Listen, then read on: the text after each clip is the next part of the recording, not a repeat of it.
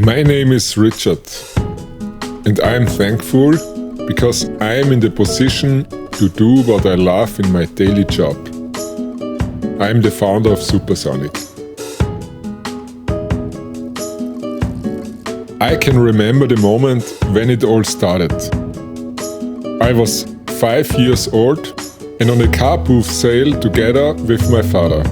He asked me if he should buy something for me as a present, and I answered without long consideration that I want one of these old wooden radios.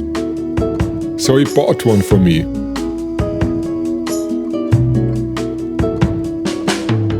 When I was at home, I plugged in the mains plug. I turned knobs and I pressed buttons. And surprisingly, it came to life.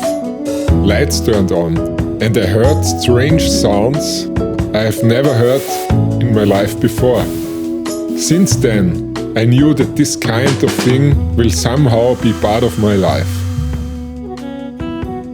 I never had the problem of not knowing what to do in my life. I was and I am fascinated by electronics. After high school, I attended the College for Electrical Engineering and the University of Applied Sciences in Kapfenberg. I moved to Graz, and with my degree in electronic engineering, I started to work for the industry in the field of microchip design. It was a challenging work, and I was involved in a great working environment with great people. However, I always had the feeling that something was missing. 2014 was a very tough time for me. I suffered a burnout with a serious breakdown. And beside all the symptoms I was suffering, I had the feeling that everything I have done in my life so far is absolutely pointless. Of course, I hope that something like this never happens to you in your life, but I don't want to miss this part of my life. Because now I know what I want, I know who I am, and I know what I am capable of.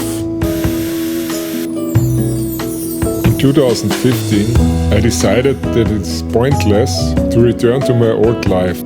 I was still suffering from the symptoms of the burnout, but giving up was not an option for me. I moved to Vienna and I started life from the scratch. My dear friend Martin from Gatto Vienna offered me to share his workshop so that I could do something with my hands, which would be good for my recovery. And it was indeed. I started to buy old radios again, which I was repairing in the workshop just for my own pleasure. When I moved to my new flat, I decided that I want to reinvent a radio from the 50s and to use it as my private sound system. I worked for several weeks on this project, more or less cut off from the outside world.